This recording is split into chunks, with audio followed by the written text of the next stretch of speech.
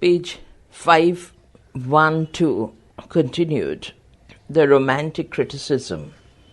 Wordsworth and Coleridge gave a definite shape and direction to the Romantic movement both in the field of creation and criticism.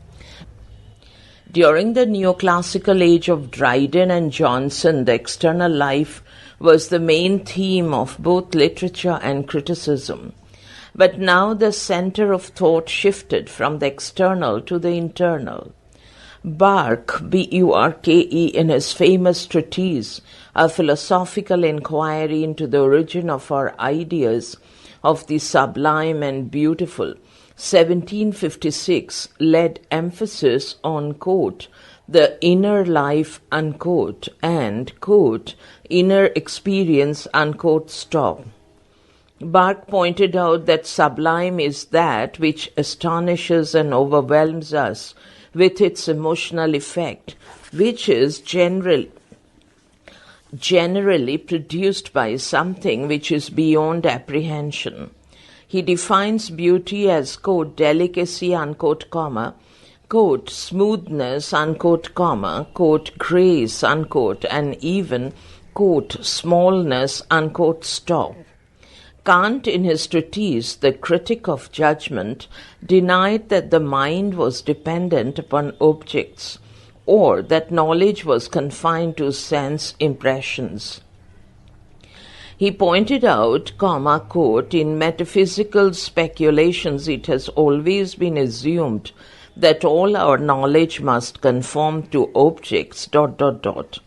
The time now has come to us, where the better progress may not be made by supposing that objects must conform to our knowledge, unquote, stop.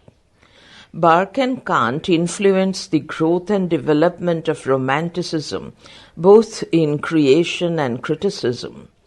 German thinker August Wilhelm Schlegel, A-U-G-U-S-T, Wilhelm, W-I-L-H-E-L-M, Schlegel, S-C-H-L-E-G-E-L, who brought out a clear distinction between classicism and Romanticism, defined classicism as an artistic quest for a beautifully ordered world and Romanticism as a secret longing for the chaos that underlies creation and strives for ever new births. Romanticism is, quote, nearer to the mystery of the universe, unquote, stop. Page 513. Schelling, S-C-H-E-L-L-I-N-G, who stressed the role of imagination in the art of poetry, and Lessing, L-E-S-S-I-N-G, in his famous essay, Laocoon, L-A-O-C-O-O-N. Laocoon considered the relation of literature with graphic arts. He lays down that a work of art is designed to produce an effect, quote, material beauty arises from the harmonious effect of numerous parts, unquote, stop. Lessing said, colon, quote, expression for the artist is communication, unquote, stop. These three German critics greatly influenced both creation and criticism during the Romantic period. Para. In the field of literary criticism, Romanticism ushered in an era of freedom from rules. Wordsworth, Coleridge, and Keats regarded poetry as an imaginative rendering of the poet's vision. Para 1. William Wordsworth. Wordsworth is a distinguished pioneer in the field of Romantic criticism. The preface to Lyrical Ballads, 1798, is the first manifesto of Romantic criticism. His main objective in writing the preface was the creation of a new poetic taste by which his own poems were to be judged. The contents of the historical preface originated from the mutual discussion of Wordsworth and Coleridge. Para. In the preface, Wordsworth attacks the artifice and restricted forms of the neoclassic poetry of the previous generation. He discarded the, quote, gaudiness and in one phraseology of many modern writers, unquote, and their complete alienation from, quote, the sympathies of men, unquote, stop. He defends his poetry from the He defends his poetry from the charges of triviality and false simplicity. The principal object in his poems was, quote, to choose incidents and situations from common life and to relate or describe them throughout, as far as possible, in a selection of language really used by men, and at the same time to throw over them a certain coloring of imagination, whereby ordinary things should be presented to the mind in an unusual aspect, unquote, stop. He chose humble and rustic life because primary human emotions and passions we found in their pure state. They convey, quote, their feelings in simple and unelaborated expressions, unquote, stop. Wordsworth thus prefers the life of humble but not ignoble men and women with their pathetic or tragic fates, their patience and dignity of character. They are a part of the landscape around them. Para. Wordsworth's main contribution to criticism lies in his enunciation of the theory of the poetic diction. He condemned a highly pedantic, artificial, and terse poetic diction of the previous generation. It was full of affectations. In the advertisement of the lyrical ballads, he observed that his poems were, quote, an experiment to ascertain how far the language of conversation in the middle and lower classes of society is adapted to the purpose of poetic pleasure, unquote, stop. In the preface to the second edition of the Lyrical Ballads, 1800, he explains his idea more clearly. He says that the language of poetry, quote, is as far as possible, a selection of the language really used by men, unquote, stop. By selection he means that it should be, quote, purified from provincialism, unquote, and from all, quote, rational causes of disgust and dislike, it was to be selected, semicolon. It was to be the language of men in a state of vivid sensation, unquote, stop. The process of selection is accomplished through the agency of imagination when the poet is vividly inspired or is, quote, in a state of vivid sensation, unquote, imagination would create out of, quote, the language really used by men, unquote, the true and real language and style of poetry, stop. Para. Wordsworth finds no difference between the language of prose and that of poetry. The only difference between prose and poetry arises from the use of meter. He justifies the use of meter in poetry. The use of meter makes poetry more exciting. Its use is essential when more pathetic and painful situations have to be rendered. It imparts dream-like quality to the description. Para. Defining poetry, Wordsworth observes that, quote, all good poetry is the spontaneous overflow of powerful feelings, it takes its origin in emotion recollected in tranquility, unquote, stop. This process has 4 stages: recollection, contemplation, recrudescence, and composition. Imagination plays a vital role in this process. Para. To Wordsworth, poetry is the most philosophical of all writings. The true object of poetry, quote, is truth, not individual and local, but general and operative, unquote, stop. It is, quote, the image of man and nature, unquote, stop. It gives immediate pleasure. Quote, poetry, unquote, writes Wordsworth, quote, is the breath and finest spirit of knowledge, It is the impassioned expression which is in the countenance of science, unquote, stop. Poetry consoles and comforts us like religion. It caters to man's moral refinement and happiness. Wordsworth once wrote to Beaumont, quote, "Every great poet is a teacher, stop. I wish either to be considered as a teacher or as nothing, unquote, stop, para."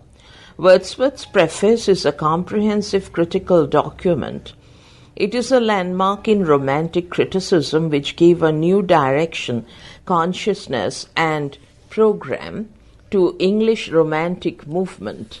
Page 514. He is the first critic who builds a theory of poetry and gives an account of the nature of the creative process.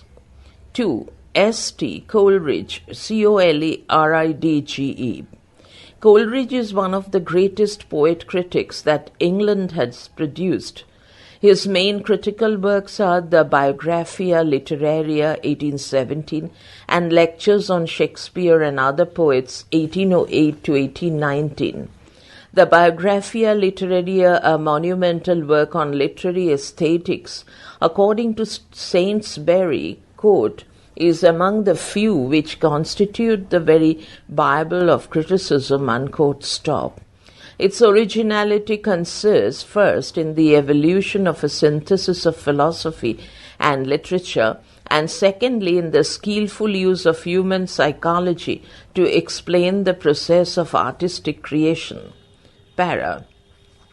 Coleridge's main contribution to literary criticism is his theory of imagination. He had little sympathy for the poetry of Pope and his followers, which was, quote, condensed and invigorated by English understanding, unquote, stop. He disliked the artifice of neoclassic poetry. He liked the poems of Bowles and Cowper, quote, who confine natural thoughts with natural diction, semicolon.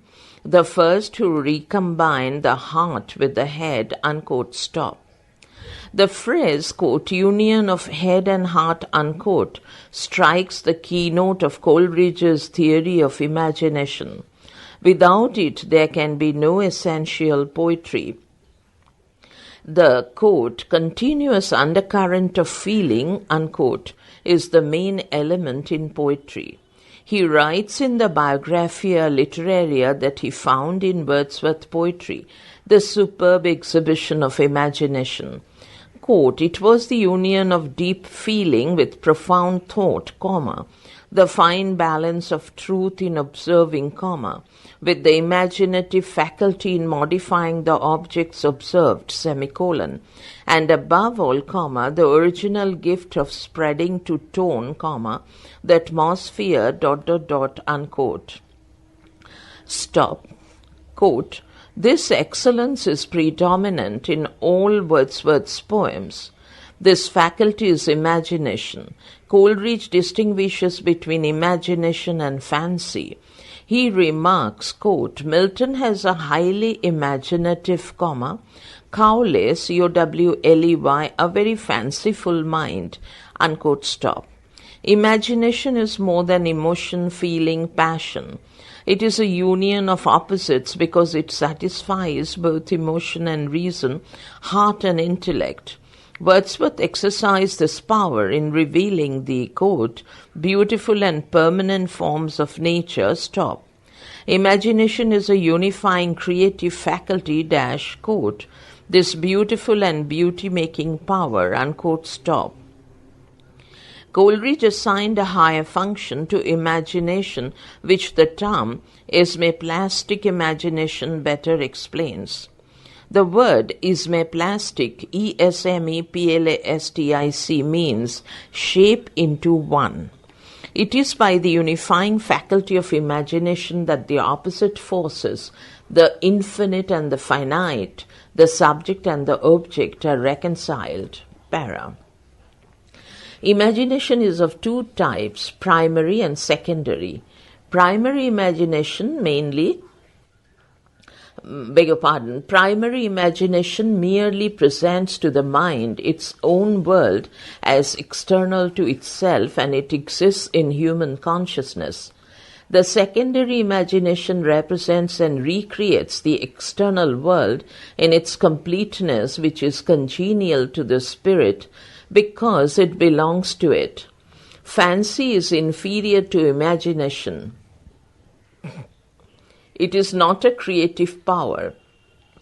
It only combines different things into pleasing shapes and does not, like imagination, fuse them into one stop. Fancy is, quote, the arbitrary bringing together of things that lie remote and forming them into a unity, unquote, stop. Para. Coleridge defined a poem as, quote, that species of composition, comma, which is opposed to work of science, comma, by proposing for its immediate object pleasure, comma, not truth, comma, and from all other species, bracket, having this object in common with it, bracket closed, it is discriminated by proposing to itself such delight from the whole, comma, as is compatible with a distinct gratification from each component part, unquote, stop. He observes that, quote, poetry of the highest kind may exist without meter and even without the centra distinguishing objects of a poem, unquote, stop. CENTRA, centra, distinguishing, DISTINGUISHING. Poetry is the creation not of talent but of genius. Para. Coleridge's views on dramatic illusion or, quote, willing suspension of disbelief, unquote, are of great significance. He clearly expresses his views on it in the Biographia Literaria, quote, in this idea originated the plan of the lyrical ballad, semicolon, in which it was agreed that my endeavor should be directed to persons and characters supernatural, comma, or at least romantic, semicolon, yet so as to transfer from our inward nature a human interest and a semblance of truth, to produce for the shadows of imagination that willing suspension of disbelief for the moment which constitutes poetic faith, unquote, stop. He further elaborates his views on it in chapter 13 of the Biographia Literaria in his observation on the old Spanish play Don Juan. Coleridge gave an inwardness to his conception of dramatic illusion. He brought it into intimate relation with individual experience and gave a new psychological interest to it. He laid stress on the essential features of the poems of the supernatural class: 1. Psychological interest, 2. Dramatic truth, and 3. Reality of the supernatural. Para. Coleridge, an outstanding poet-critic, is a guide, a beacon to critical authors whose mother tongue is English.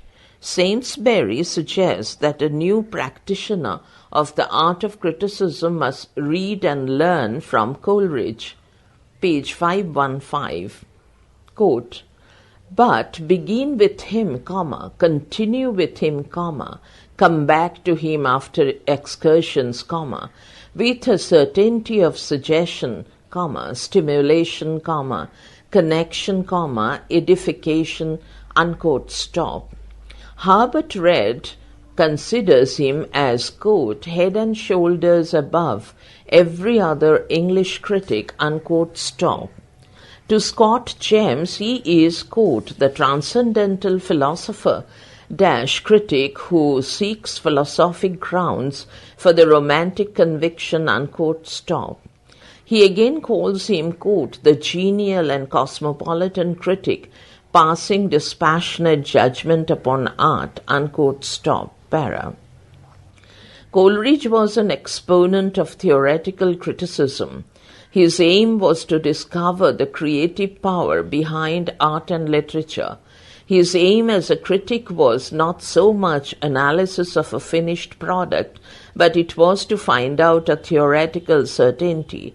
He says in the Biographia Literaria that his aim is to, quote, establish the principles of writing rather than to furnish rules how to pass judgment on what has been written by others, unquote, stop. He provided criticism with a philosophical and psychological basis. He was the first to bring about a union of philosophy, psychology, and literary criticism. His concept of fancy and imagination is based on human psychology. Quote, Coleridge, with his authority due to his great reading, probably did much more than Wordsworth to bring attention to the profundity of the philosophic problems into which the study of poetry may take us, unquote, stop. So observes T.S. Eliot in the use of poetry and the use of criticism. Coleridge's descriptive criticism has its own value. He applies his theories of poetry and drama to the works of great poets and dramatists like Shakespeare and Wordsworth. Para. Coleridge's criticism has substantive artistic value. Watson rightly points out that his critical works are, quote, relics of a mind passionately in love with free inquiry, concentrated and disciplined in its determination to decipher the secret of poetic discourse, unquote, stop. 3. P. B. Shelley, Shelley. Shelley attempted literary criticism in A Defense of Poetry, written in 1821 and published posthumously in 1846, and in his notes, letters, and prefaces. A defense of poetry was occasioned by the publication of Peacock's essay, 4 Ages of Poetry, in which the author pointed out that poetry had outlined its usefulness in an age of knowledge, reason, and enlightenment. He calls it the most worthless of all intellectual exercises. Shelley, in A Defense of Poetry, gave a befitting reply to those who condemned poetry and propagated against it. He emphasizes the importance of imagination in poetry. He follows Coleridge as regards the function of imagination, but interprets it in Platonic way. It brings the poet in touch with the world of ideas or forms, and therefore with reality. Imagination and reason are closely related. Shelley points out, quote, reason is to the imagination, as the body to the spirit, as the shadow to the substance, unquote, stop. So he defines poetry as, quote, the expression of imagination, unquote, stop. Quote, poetry, unquote, he writes, quote, is indeed something divine, stop. It is at once the center and circumference of knowledge, stop. It is that which comprehends all science, It is at the same time the root and blossom of all other systems of thought, It is that form which all spring, and that which adorns all, unquote, stop. To Shelley, quote, poets are the unacknowledged legislators of the world, unquote, stop. Poetry records, quote, the best and happiest moments of the happiest and best minds, unquote, stop. Poetry produces a sense of exaltation and transports man to the kingdom of the absolute. The language is measured, but it need not be metrical, stop. Poetry gives pleasure, stop. It has a moral aspect and can morally improve man. Unquote, sign is not here. Shelley remarks, quote, poetry strengthens the faculty which is the organ of moral nature, unquote, stop. Victorian criticism. During the Victorian age, both creation and criticism were closely related with life and society. Matthew Arnold felt that criticism must draw closer to life and make it nobler and better. It was the duty of the critic to bring the best that was thought and written to people's notice. Ruskin and Carlyle endeavored to give a religious and moral significance to criticism in order to overcome the devaluation and disintegration of ideas and ideals. There were two main schools of criticism during this period. One, art for life's sake, and two, art for art's sake. 1. Art for life's sake. During Victorian age, art, literature, and criticism were considered as an expression of those ideas and ideals which ennobled, elevated, and enlightened life and society. The function of literature and criticism is to improve the quality of life. Ruskin and Carlyle did their best to explore morality underlying art and literature. Para. John Ruskin expressed his critical ideas in Modern Painters, The Seven Lamps of Architecture, and The Stones of Venice. As an art critic, he emerges as a social reformer. Ruskin considered that art as the greatest quote which conveys to the spectator, by any means whatsoever, the greatest number of the greatest ideas, unquote, page 516, and that artist is the greatest, quote, who has embodied, in the sum of his works, the greatest numbers of the greatest ideas, unquote, stop. Defining the function of the artist, Ruskin writes in the Modern Painters, quote, art is useful in the higher sense because it enables man to fulfill his real function, which is to be the witness of the glory of God, and to advance that glory by his reasonable obedience and resultant happiness, stop. Whatever sets the glory of God more brightly before us is preeminently useful to us, unquote, stop, para. To Ruskin, art was, quote, the witness of the glory of God, unquote, stop. Beauty is divine. It is, quote, dependent on a pure, right and open state of the heart, unquote, and is accessible only to the blessed who are, quote, pure in heart, for they shall see God, unquote, stop. Art is subservient to morality. He writes, quote, not only sculpture, but all other fine arts, must be for the people, stop. They must be didactic to the people, unquote, stop.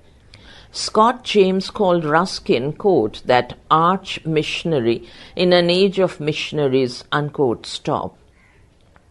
Thomas Carlyle, Carlyle, 1795 to 1881, was an ardent exponent of art for life's sake. His main critical works are Life of Schiller, Schiller, Life of John Sterling, French Revolution, Past and Present, and Critical Essays.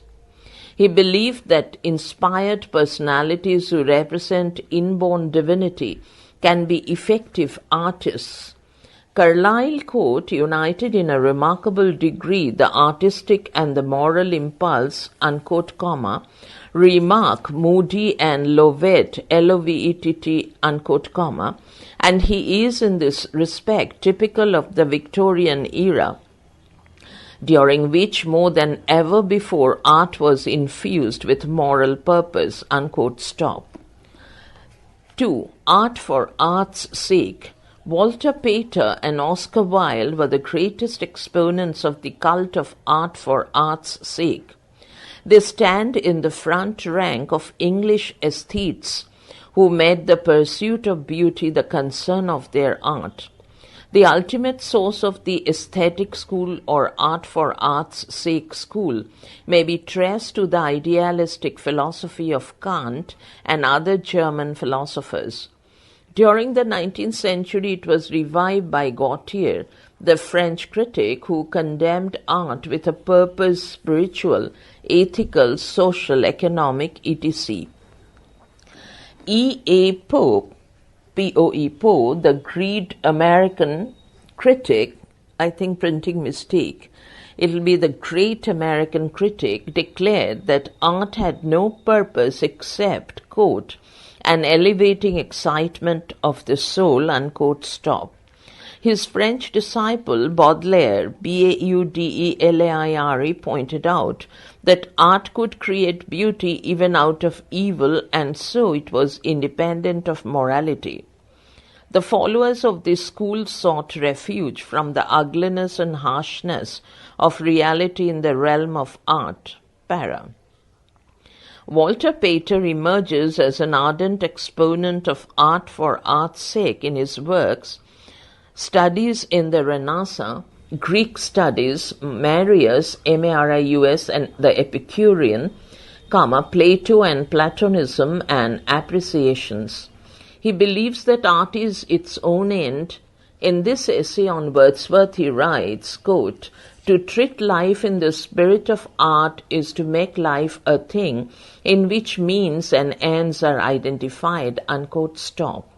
The work of great poets is, quote, not to teach lessons, or enforce rules, or even to stimulate us to noble ends, but to withdraw the thoughts for a while from the mere machinery of life, to fix them with appropriate emotions, on the spectacle of those great facts in man's existence, which no machinery affects, unquote, stop.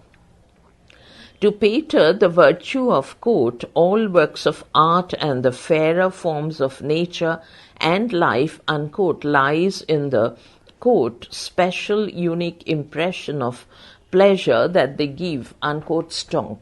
His attitude towards literature was clearly defined in the history of Renaissance. What one should find in literature, quote, not the fruit of experience, but experience itself is the end, unquote, stop. Experience consists in what is most moving, quote, some form perfect in hand or face, some tone on the heels or sea, choicer than the rest, semicolon. Some mood of passion or intellectual excitement, irresistibly real and attractive, unquote, stop. Such an experience can occur to an unprejudiced mind that is open to impressions of all kinds.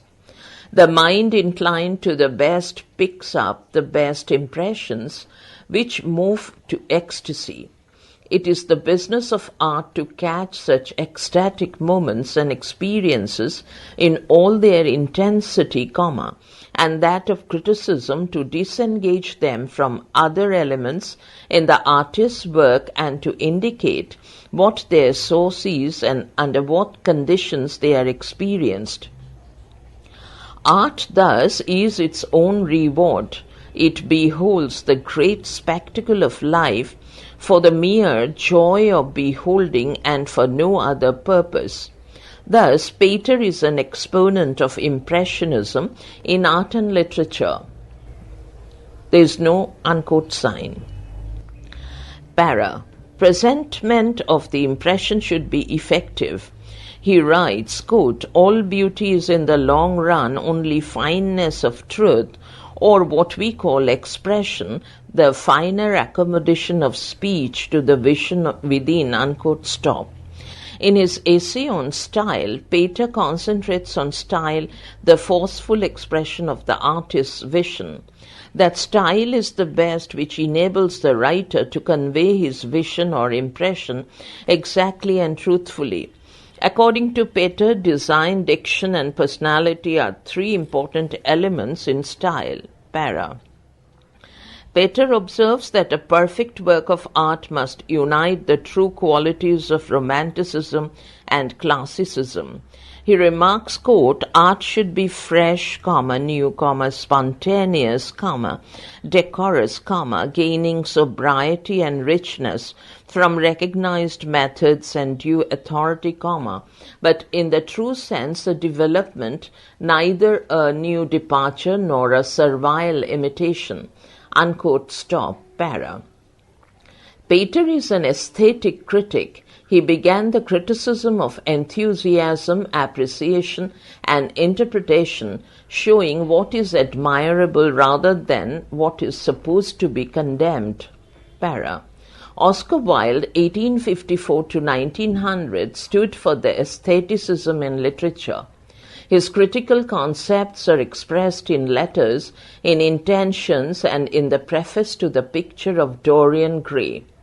Pater preached the ideal of art for art's sake, unquote, stop. Oscar Wilde idolized, quote, beauty for beauty's sake, unquote, stop. Aestheticism was the keynote of his creed, and he declared that beauty was the ideal after which everyone should strive. Elaborating his views on art, he writes, quote, the artist is the creator of beautiful things, stop. To reveal art and conceal the artist is art's aim. The critic is he who can translate into another manner or a new material his impression of beautiful things, stop, unquote. The quest of beauty is his main concern. He writes, quote, those who find beautiful meanings in beautiful things are the cultivated. For these there is hope. They are the elect to whom beautiful things mean only beauty, unquote, stop. Art and morality are poles apart. Quote, there is no wittier, unquote, says Rickett, R-I-C-K-E-T-T, quote, or more insolent upholder of art for art's sex theory than Wilde, stop, unquote. Matthew Arnold, a poet-critic, rendered memorable service to criticism. Quiller Couch, Quiller-Couch, pointed out, quote, Arnold's lectures struck a new note in criticism and have influenced the literary judgment ever since, unquote, stop.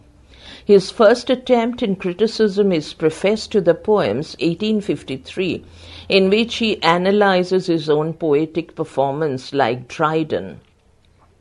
His appointment as the professor of poetry at Oxford University provided him the golden opportunity to develop his critical faculty. It was in the lectures delivered as the professor of poetry that he proved his worth as critic. Some of the important lectures were published in On Translating Homer, 1861, and The Study of Celtic Literature, 1867. He also contributed to literary journals, wrote for Ward's, W-A-R-D', selections from the English poets, and his miscellaneous essays were published in Essays in Criticism in two series, 1865 and 1888. In his famous book, Culture and Anarchy, 1869, he asserts the importance of poetry as an antidote to the cultural anarchy of his age. Para. Arnold criticism may be called socio-ethical or criticism. He clearly defined the relation of critic to society in which he lives. He gave importance to the propagation of best ideas for the promotion of culture. The function of criticism is to prepare a congenial atmosphere for the prevalence of best ideas. A poet must live in an atmosphere of best ideas. Arnold remarks that, quote, the best ideas on every matter that literature touches, unquote, must be current in the very air a poet breathes. He shapes these ideas into beautiful works. A critic's aim is not to discover or create new ideas. It is the business of a philosopher. His aim is to bring the best ideas within the reach of ordinary men. The function of criticism is not merely, quote, judgment in literature, unquote, but, quote, a disinterested endeavor to learn and propagate the best that is known and thought in the world, comma, and thus to establish a current of fresh and true ideas, unquote, stop. Para. The function of Arnold's critic is to promote culture. His function as a literary critic is to promote that part of culture which depends upon the knowledge of letters. A critic should rigorously observe, quote, calm cheerfulness and disinterested objectivity, unquote, stop.